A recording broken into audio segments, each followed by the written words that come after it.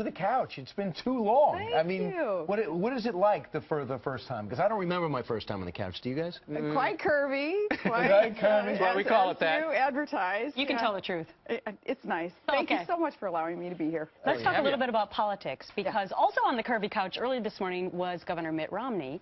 And you earlier, I think it was on Sunday, had said that maybe he wasn't conservative enough for you. We got him to respond to that. Let's see what he said. I'm not quite sure what she'd be referring to. I'm pro-life, pro-traditional marriage. I believe in the Second Amendment. Right. As governor, I balance the budget every year I was in office, put in place a $2 billion rainy day fund, cut taxes 19 times. Oh, well, what I'll explain to him, though, is what I meant is this general statement about 70% of GOP and independent voters are not yet convinced of who it should be, who can contrast themselves, their solutions that they will propose to get our country back on the right track, contrast that with Obama's failed policies.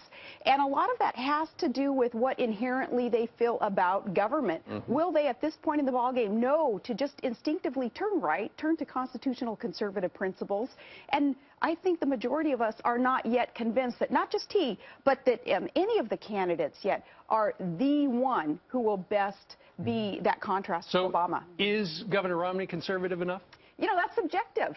And for you?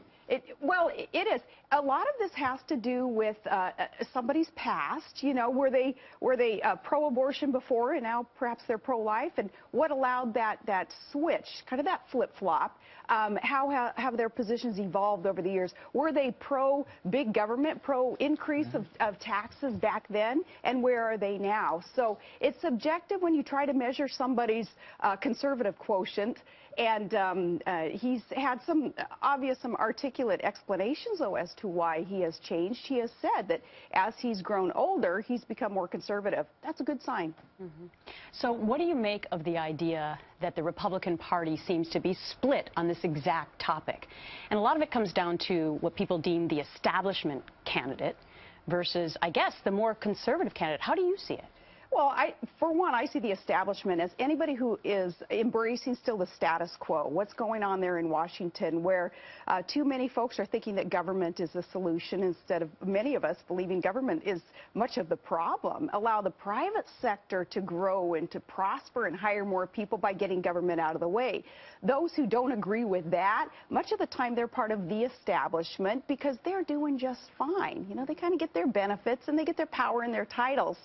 So those who are a part of that, I think we need to throw those folks out, and we need to replace them with more constitutionally conservative, common sense folks who just understand what it's going to take to allow a free market to be, allow it to grow, allow it to thrive. Good thing we have two segments with you, because I do want to get your take on what seems to be a compromise on the payroll tax holiday, because I can imagine how you feel about it, but I want to speak to the presidential race. Something happened. The race last time around was about the Iraq War. The Iraq War got a little bit better and the economy got worse, so it switched. Do you sense that this race is switching from the economy, even though there's still some dire signs, to culture, to social? It's not mutually exclusive, fiscal and social issues in this country, and we need to discuss both. Don't forget, though, these national security issues, I believe, are paramount, and they will be in the next few months. But do you believe the American people are thinking like that? They don't seem to be thinking national security and defense. Much of it has to do with what the media is portraying and helping to educate the public in terms of what the issues are that need to be concentrated on. I think because about 90% of the mainstream media is in Obama's pocket, they're going to portray and talk about those things that the Obama administration wants to talk about. And they'll skate from talking about some national security issues right now because things are not going well with Obama's naivete when it comes to what it is that we need to do to keep our homeland safe. And talking about the mainstream media and how they are on the president's side and going forward into the election, over the last couple of weeks, you know, we've been watching this explosion of anger amongst Catholics regarding this contraceptive mandate. And, you know, people on the left have tried to say, look, it's not about contraceptives. It's a war on women. It's not a war on women. Nobody's saying you can't have contraceptives. They're just saying your employer, the church, isn't going to pay for it. What we're saying is that government has no constitutional right to mandate, one, that we need to violate our conscience. Any faith-based institution or organization or individual must violate their constitution in order to obey the one in the White House. Why do you think the president wanted this fight?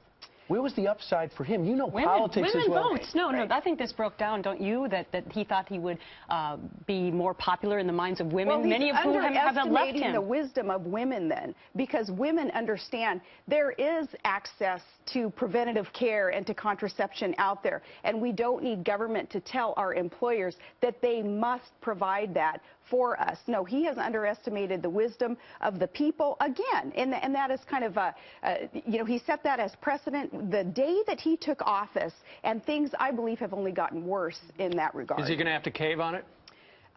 He will cave on that, but of course he'll be able to spin much of it with the media's complicit. I was still fighting for you, well, trying to make things fair. Yeah, but it's not even about contraception, though. Truly it is a war on our religious liberties and that violation of conscience that he would mandate that is un-American because it violates our First Amendment in our Constitution. The massive new budget Monday, breaking a promise he made as a candidate to reduce the debt. I think he said he was going to cut it in half. Yesterday, he gave this excuse. This recession turned out to be a lot deeper than any of us realized. Everybody who was out there back in 2009, if you look back at what their estimates were in terms of how many jobs had been lost, how bad the economy had contracted when I took office, everybody underestimated it. People thought that the economy had contracted 3%. It turns out it contracted close to 9%. We're back with former Alaska Governor Sarah Palin. I mean, I hate to bring it up, but if the economy was worse than he expected, then wouldn't you be proposing a budget that had more cuts in it? You would think so. What he does is defy common sense. And also, did you catch what he was saying in there? He is now blaming the estimators, the statisticians, the economists. Everyone else is to blame for the economic woes except for his failed policies.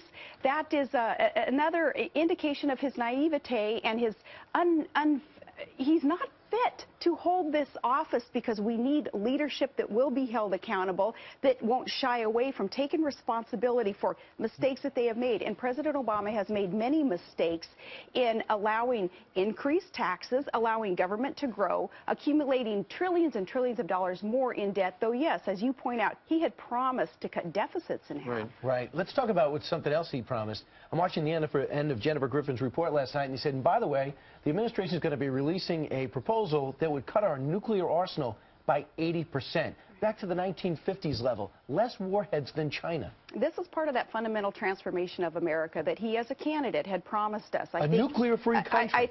And that is this naive notion that everybody would be nuclear-free then, that nobody would have nukes. What concerns me is, as Alaska's governor, we have at Fort Greely a missile defense system up there. In '09, I had to battle him, and at the time, Secretary Gates asking, why in the world back then had they proposed cutting missile defense systems? Sure. And they backed off a little bit on that, but it was always with the notion that, well, when the political timing was right, he'd come back around and he'd start stripping more of missile defense system. And overall, this 80% reduction idea to make us much less safe. One of the things that he has said is he really wants Congress to pass this payroll tax cut extension that will conveniently get him through the election. Sounds like there's a tentative deal on Capitol Hill. There are a number of freshman Republicans that say, wait a minute, we don't pay for this anywhere. It will add to the deficit. What do you think? I think at this point, the fewer dollars that politicians in Washington, D.C. take from us out of our paychecks, the better. I don't want them taking our money. I don't trust the way that they spend it. Are you telling Republicans they should vote no then? I'm telling Republicans allow the tax cuts to continue, the Bush tax cuts. Otherwise, it's poor politics on Republicans' part because the general public is not going to follow that inside baseball stuff about what the offsets will be or, well, how will we pay for this? Yeah. They're just going to see, as I see, government trying to take more from hardworking Americans, the taxpayer, and spending it frivolously, like on things like doing studies to figure out you need to wash your hands after playing. But that money ostensibly is going to the Social Security fund. Well, It's going to be an idea here again, Gretchen, about the general public not being obsessed with the process of how all of this is to work, budgeting is to work. We're looking at it, kind of taking that 60,000-foot level look at it, saying we are becoming in this nation a party of big government and a party of freedom-loving Americans. This issue isn't a partisan issue, and it's not an inside-type baseball issue that only the pundits and the politicians themselves will understand. We understand with this issue that President Bush had a good idea in cutting the payroll tax, and President Obama at first he didn't want any of those to be extended. So and he had even said, as a candidate and then as president, he said it's poor policy to increase anybody's taxes at a time of a weak economy. We'll find out what Capitol Hill does. Well, Could be prompt. We'll find out. But the fewer dollars that politicians in Washington, D.C. have of ours, the better. All right, Governor, stay out of trouble in New York if that's possible. Thank you so much. You too. All right.